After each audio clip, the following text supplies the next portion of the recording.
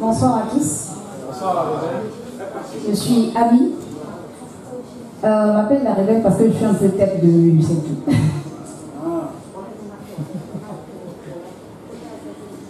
Il rêvait déjà de là-bas alors qu'il n'était qu'un gamin. Et son rêve, bien qu'étant jeune, n'avait absolument rien d'anodin. Tant son esprit avait été hanté par le rêve américain, d'amener et emporter bien loin du sol africain.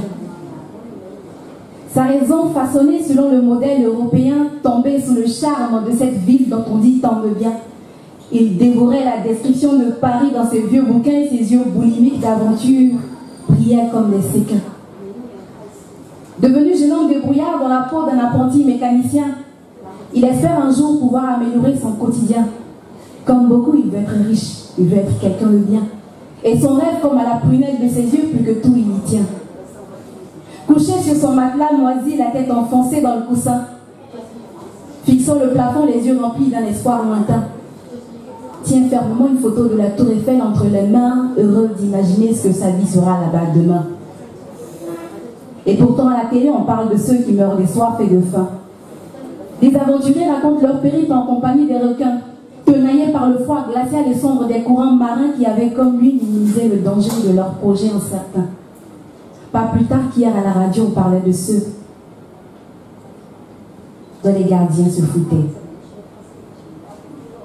De leur vie misérable dans des champs à perte de vue sur les sols italiens, traités comme des mendiants, des sous-hommes, des moins que rien.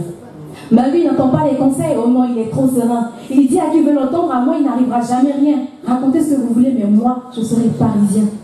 Il est là, tout près de nous, mais en même temps tellement loin.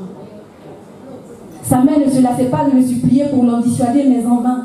Et son père, trop vieux, n'avait d'autre choix que d'implorer la pluie divine, mais lui, il n'écoute rien d'autre que son instinct.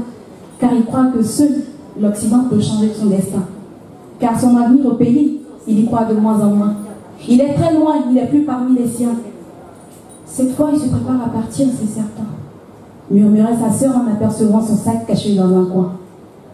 Peu de temps après, il avait réussi à parvenir à ses fins. Et des compagnons d'aventure, il s'en était fait plein. Et il se retrouvait en chacun de ses camarades croisés en chemin, puisque la folie aventurière avait solidement consolidé leurs liens. Il était dans Paris depuis quelques mois, ne lui demandez pas combien. Piment dans le froid glacial au mureux, des regards hautains, voûté par la douleur d'un estomac qui pleurait constamment de faim. Il récoltait les poubelles pour un peu de sardines et du pain.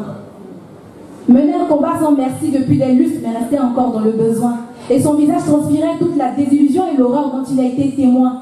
La mer, la soif et la faim lui avaient un à un arraché ses copains. Il était le seul survivant, mais pour une vie d'immigré clandestin. Un soir, en rentrant chez lui, dans un squat à moins 5 étoiles, derrière un mur de parpaing, des policiers lui réclamaient ses papiers et lui n'en avait aucun. Mis aux arrêts, il a été informé très tôt le matin que son rapatriement se ferait via le premier vol du lendemain.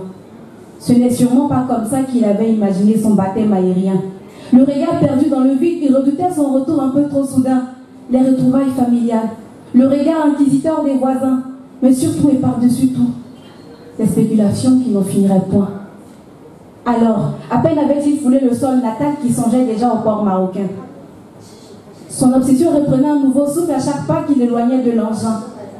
Puis, quelques mois à nouveau, une barque pour Gibraltar, grâce aux économies nées de Larsin.